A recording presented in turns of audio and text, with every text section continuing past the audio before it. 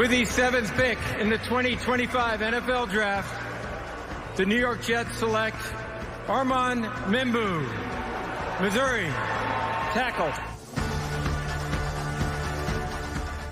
There you have it. The New York Jets kick off the Darren Muji, Aaron Glenn era in the draft by selecting Missouri tackle Armand Membu, fortifying the offensive line for the green and white, which is shaping up now, EA, to be a pretty good unit. Yeah, I love what the Jets have done with the offensive line throughout the offseason. And now, if you think about it, back-to-back drafts, the Jets get their bookends at tackle. Last year, it was Penn State's Olu Fashanu. They come back this year with Membu. For my money, this guy has the highest ceiling of any offensive lineman in the 2025 draft class. Membu, the second offensive lineman to be selected in the top 7 picks. First, it was Will Campbell to the Patriots at number 4. You're watching the Jets Overtime, the Draft Day 1 special, presented by Duncan. It wouldn't be draft talk if we didn't bring in Brian Baldinger, our good friend who is with us for the draft previews. Now we're here on draft night. Baldy, you know, we had this debate in the draft preview, playmakers versus protection. Now, 2 years in a row for the Jets, they opt for protection. What do you make of the pick and what this Jets offense now could look like? Well, I think they were just tired of, patchworking the offensive line to try to get through a season with free agents, older players. They now have a very young, almost homegrown offensive line, and they've got a young quarterback in Justin Fields. They're like, we're going to fix this. Where we can find receivers, we can find tight ends, let's fix the offensive line. I mean, I think, when you look at Aaron Glenn and who's coming from Detroit right now, you go, that's what they did. And that's how they actually climbed out of the ashes into one of the more relevant teams in the league and a team that has maybe the best offense in football because they fixed the front. They did it when, they drafted a bunch of really good players and where they had options, just like the Jets did. Detroit easily could have said, okay, Penei Sewell or a wide receiver. And they went Sewell, and it was the right pick. And so in that year, they could have taken Jamar Chase. They took Penei Sewell, and it was the right thing to do. So I think the Jets said, let's fix this. We can find receivers, tight ends, every other position out there. Let's get the wall built first. And I think Membu fills a glaring need at right tackle. Baldy, what do you like best about his game? 6'4", 330 pounds. In Indianapolis at the Combine, his athletic score was off the charts. I believe he ran the 40 in a 4.91 time. Last year did not allow a sack, and he gets after you in the run game. What stands out to you about him physically? Well, I mean, first of all, he's gone up against the best in the SEC. Missouri's in the SEC. You're seeing like some of the best pass rushers and edge rushers in college football, week in, week out. There is a consistency to his game. There is very light feet. He can really dance with some of the best athletes out on the edge, and you see a bunch of them over right tackle in this league right now. And then I think there's still a great deal of growth. Like I think he's going to get stronger. I think he's going to learn how to use his feet.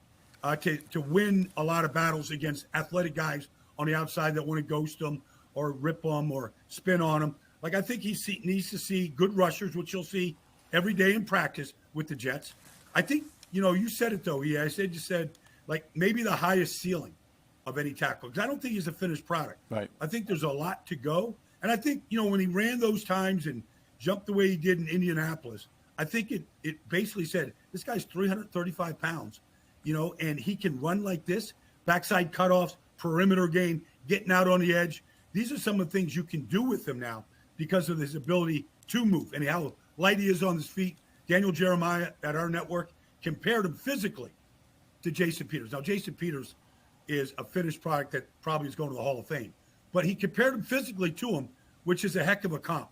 Yeah, it really is. And, that is a hell of a comparison. It's a stark comparison, too, when you're comparing – someone that is what every offensive tackle aspires to be. I mean, we're talking about a long NFL career, someone who really worked his way up. And, obviously Jason Peters was not the same type of prospect that Armand Membu is. And when you take a look at what Armand Membu has done, you think about what Baldy just said, that the ceiling is very high. He comes into Missouri. He originally in high school, left guard, moves to right tackle, earns his way in Missouri, starts at right tackle each of the past 2 years. And really, Baldy, when you take a look at this offensive line that the Jets now have, it really feels like they have a lot of athleticism at all 5 offensive line positions. What will that help the Jets do, and what type of offense do you think that they're going to try to run now with a guy like Membu being the 5th and final piece? Well, you have to kind of take a look at what Detroit has been doing. Yeah. Ben Johnson, now the head coach in Chicago. And you look at the creativity with what you can do with an offensive line where your 2 tackles can both run. John Simpson, we saw him pulling a great deal last year. We have seen Ali Vera-Tucker healthy last year, how he can get out.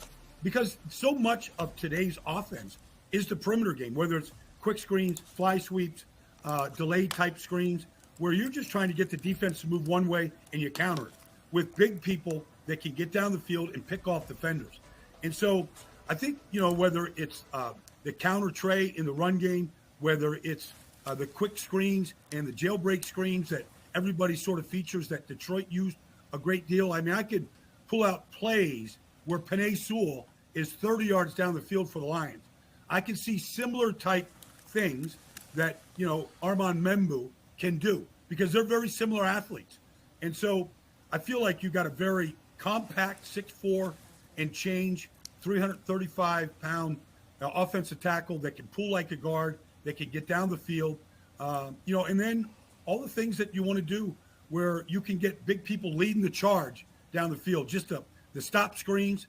Like I can see Breece Hall and Garrett Wilson, some of these guys get the ball in their hands and go follow the convoy down the field. Baldy was 1 of 2 tackles in the NCAA last season who, according to Pro Football Focus, had an 85-plus rating or ranking in both the run and pass game. Like I said before, was not charged with a sack. In terms of transitioning from that Missouri offense to what he's going to be doing in the NFL now, what stands out? Well, I mean, all tackles, not just, Armand Membu, but everybody coming from college where so much is just done on a quick game, where it's up-tempo. You're running a play every 16 or 18 seconds. They don't have 5-step drops, 7-step drops, play-action passes, quarterbacks under center, play-action.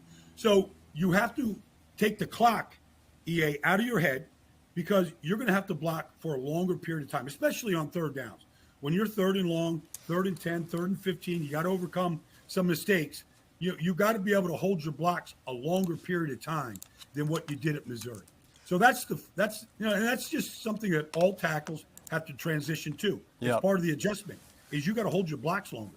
And so that comes down to being able to move your feet, really exercising your fundamentals where your hands and your feet are working in unison together, and then trusting your technique to be able to take the clock out of your head and hold your blocks as long as it takes for Justin Fields to get rid of the ball.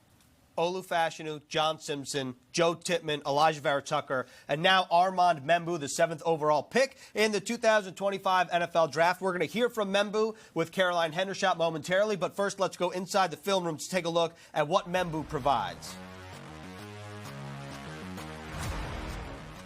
Let's take a look at Armand Membu, the right tackle from Missouri right here. Bam. Hands right there in the chest plate. Good spot to be in. All right? Over 6'4", long arms, over 330 pounds.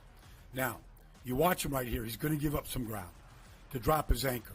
So that's what you have to be able to do sometimes against powerful people that come at you with a bull rush. So right here, he gives up ground, but at the end when the ball is released, he's in good shape. So you watch him, and you watch his power that he can run with, the combo block here with the right guard. Like this is the type of power that comes from that type of ability. Keep your feet underneath you, keep driving, all right, open up a hole. The 4.940 isn't the most important thing, but it is when you're cutting off the backside. Watch his left foot drop, all right, and watch him cut off the backside in this run game. Because right there, backside blocks in this situation are as important as front side blocks. All right, Membu can do that because of his good foot quickness and his speed. His ability to stay attached in the run game. You watch him against the defensive end here. Like outside zone stretch. Like you get him running and you keep him running. Like that ability to stay on his feet and do that is a big part of Armand Membu's game. Watching Jets Overtime, Draft Day 1 special. The New York Jets have selected Armand Membu. I was just going to add to my Instagram stories. What do you want to ask? Whatever you were going to ask, or say what you were going to say? The floor is yours. No, I was just getting some behind the scenes there. Okay, so it's draft night. Maybe we should just go over how the Jets landed with Armand Membu when you think about what happened picks 1 through 6 and who was available. Because for most of this mock draft season, it was playmakers versus protection. A lot of mock drafts had Tyler Warren, the Penn State tight end. A lot of them had Armand Membu, the tackle out of Missouri, which is the direction the Jets ended up going. Now, 1 through 5, you're looking at Cam Ward was the first overall pick, followed by Travis Hunter, following a trade that the Jacksonville Jaguars moved up from 5 to 2. Well, then at number 3 overall, Abdul Carter goes crosstown to the New York G-Men. Number 4 was the New England Patriots. They fortify their offensive line with Will Campbell. Then at number 5, debatably maybe, I don't want to say a shocker, but the surprise up until the point at which the Jets were on the clock was Mason Graham to the Cleveland Browns at 5 overall. Being paired up with Myles Garrett now shores up that defensive line. Ashton Genty, the 6th overall pick, he goes to the Las Vegas Raiders under Pete Carroll, first-year head coach, and John Spytek, first-year GM. Number 7 overall for the Jets. Again, Warren and Membu available. The Jets elect to go up front and select Armand Membu. Well, I was going to say let's stay with this graphic for just a second. In terms of that top 6, I actually think that we were thinking that the order of the 2025 first round might be exactly this in terms of the players coming off the board, where the major shakeup here was, as you noted, was Jacksonville moving up to get Colorado athlete Travis Hunter, who's going to try to do something that nobody in the National Football League has done before, and that's play on both sides of the ball. Mason Graham goes 5, not to Jacksonville, but the Cleveland Browns. But for the Jets, you're right. We've been talking all along. Is it going to come down to tackle first tight end, Armand Membu or Tyler Warren? And in fact, it's interesting. The first tight end off the board tonight was Colson Loveland out of Michigan. Wasn't Warren. Yeah. So that's very interesting. But from a Jets perspective, you want to fortify that offensive line. And what Darren Muji and Aaron Glenn have done this offseason, let's go back to free agency. You signed Josh Myers, who was drafted by the Green Bay Packers. He's got a ton of starting experience at the center position. You added Chuks Okorafor, who played 1 game with the Patriots last season, but he's got a ton of starting experience at the right tackle position. Now you come back in the first round, and a lot of people are saying, needs-wise, Jets could use another asset up front. So the Jets go to the right tackle spot. And again, Membu makes a ton of sense because he played specifically right tackle the last 2 years at Missouri. So he's used to playing that side. You don't have to project him moving anywhere else. And again, that athletic upside is big time. And the Jets coaching staff has to be pumped tonight. And I'll tell you who else has to be pumped. That's your new quarterback, Justin Fields, 26 years old, and he's going to be playing against a line that's not only loaded with talent, but has good depth as well. Yeah, I think it's a great point. And you add that to Justin Fields already being a mobile quarterback. This could be, I'm not saying it is because I don't know as a fact, it could be the best offensive line Justin Fields has played behind in his short career, whether that was with Chicago and Pittsburgh. And look, Pittsburgh has a good offensive line. He went 4-2 in 6 games as a starter for the Steelers in the Steel City. And I thought Baldy brought up a great point there because, I'm so excited. I didn't answer your question tremendously there, is that tight end, okay, you got some depth there in this draft class. So maybe you come back at number 42 overall and there's a guy that you like and you add to that position, where I think what we're going to eventually see at the end of the first round is a lot of these top-tier tackles are off the board. So if you wanted to address the offensive line early in this draft,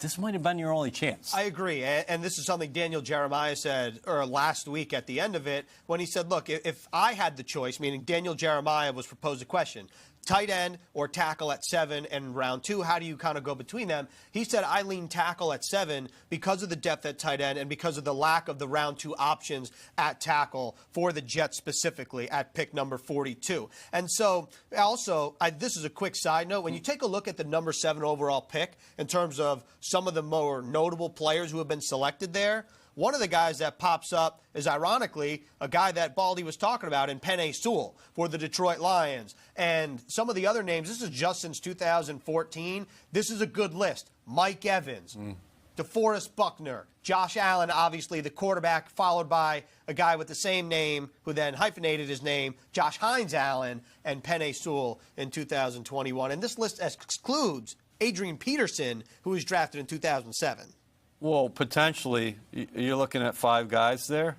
3 of those guys are probably going to be wearing gold jackets. Yeah, I'm getting ahead of myself, but Sewell, Josh Allen, and then Mike Evans, those guys at the end of the day, they all might be going to Canton. Yeah, absolutely. And this is the first time in franchise history the Jets have actually selected 7th overall. And let's take it a step back and say, this is the highest the Jets have drafted a tackle since DeBrickashaw Ferguson, and that worked out quite well for this franchise. It did. We're about to hear from Armand Membu, but first, I just want to say that this is an exciting time to be a Jets fan. You have to be in the stands for all the action, the energy of Jets game day. Lock in your 2025 season tickets today to receive the best seats at the best price. Learn more at nyjets.com/season tickets. All right, well, now it's time to hear from Armand Membu across the way with Caroline Hendershot. Armand, thanks so much for joining us live on Jets Overtime. I know this has been a very long journey for you, but how does it feel to be finally drafted and number 7 overall? It's just a big relief and definitely a blessing. What did your conversations with head coach Aaron Glenn and GM Darren Muji sound like in this pre-draft process? We just, had a lot of long conversations and just talking things through. So got to know them really well. I know you said you woke up this morning just in your gut feeling like you were going to be a New York Jet. Why did you have that feeling this morning? Well, I mean, I guess I don't know. I guess God told me. Plus, the Jets have a really young, promising team, so I thought that'd be a good fit for me too. Have you thought about what it's going to be like to play on this O-line with Joe Tippmann, Elijah Vera-Tucker, John Simpson, and Olu Fashanu? Yeah, I think, if I come in and do what I need to do, we could be a promising young part of the future for sure. Now, we got to see your speed on display at the Combine when you ran a 4.9 40-yard dash. What other traits are you going to bring to the New York Jets? I'm not just fast, I'm strong too. I'm very explosive, strong. And the speed, I feel like I'm going to do it all I'm not going to make any block in the game.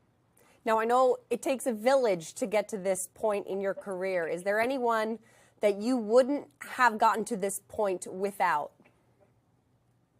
I really just say my parents. I don't think I could be here without them.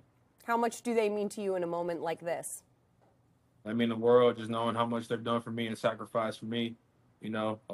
Parent, two people from Cameroon coming over here to, provide for their son means a lot. And last one for you. If you could go back and tell your 8th grade self just what this whole journey has been like and where it's gotten you, what would you tell him? To be honest, I wouldn't tell him none because what he did worked because, I'm here right now. So he can keep doing what he needs to do. He don't got to stress about the future.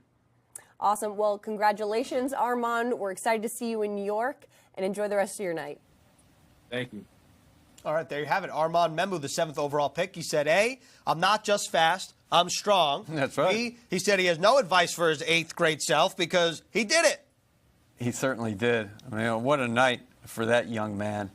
And again, a few months ago when he was lining up at Missouri, I'm sure he was certainly thinking about his NFL future. But think about it. He declares for the draft. And at that time, a lot of people were saying, well, hey, maybe he's second round or maybe late first round. He put himself in position to be the 7th overall draft pick tonight. So Membu joining a team that is hungry to turn this thing around with the new GM and Darren Muji and a new head coach and Aaron Glenn, and this is their first draft pick.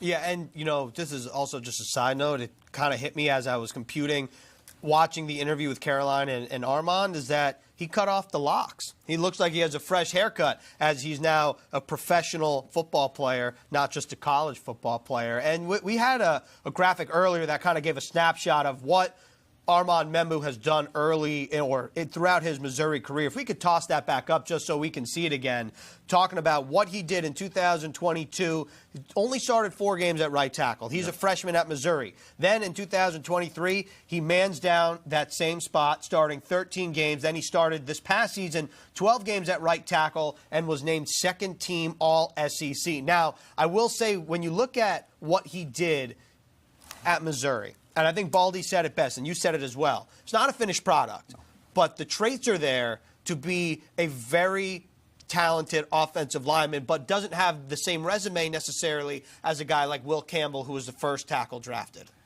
Yeah, if you think about it, Membu might be the better fit anyway, even if Will Campbell was on the board for the Jets at that point. Maybe Membu was the guy all along because, listen, powerful, explosive, great athlete, plays with a nasty demeanor, and he loves ball, and you could see that. Like when Baldy was breaking him down, is that guy plays through the whistle, and that's the kind of temperament, the kind of qualities that Aaron Glenn wants in a player. They want to dominate at the line of scrimmage, and Armand Membu is going to give them an opportunity to do so. And he started his final.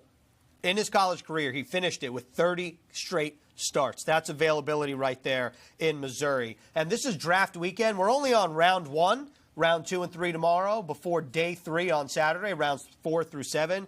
You have to celebrate the newest members of the Green and White with our latest sweepstakes. Text Draft Day to 26154 to be entered for a chance to win a Jets draft merch pack featuring a jersey autographed by a member of the 2025 draft class. Terms do apply. All right, well, speaking of a Draft Day giveaway, I think it's time we go out to MetLife Stadium. It's not a giveaway, but we'll bring him in. We're talking about the Mad Backer, Bart Scott, live from MetLife. Bart, what's happening?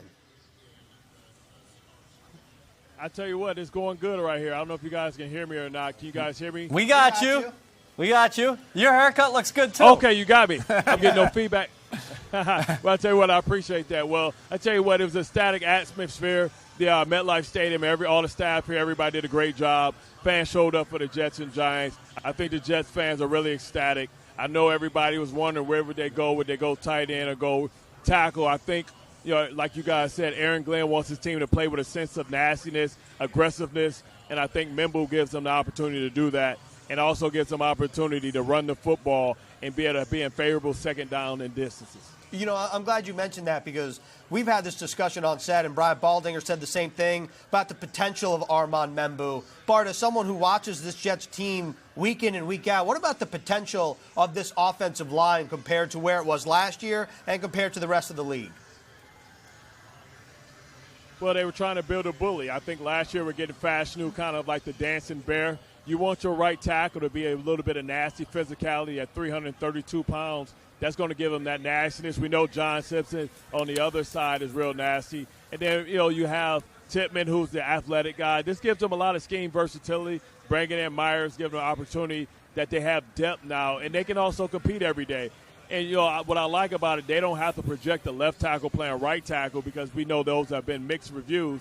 They have an opportunity to have a guy that's done nothing but right tackle come in and pick up where he left off at the end of his collegiate career. Hey, Matt Backer, this offensive line has to grow and develop together. I'm not going to compare them to a unit that you played in back in 2009 and 2010, right. But do you like where this thing is going in terms of, hey, like you said, building a mentality and also a little bit of a ground and pound, setting that up for a mobile quarterback in Justin Fields there?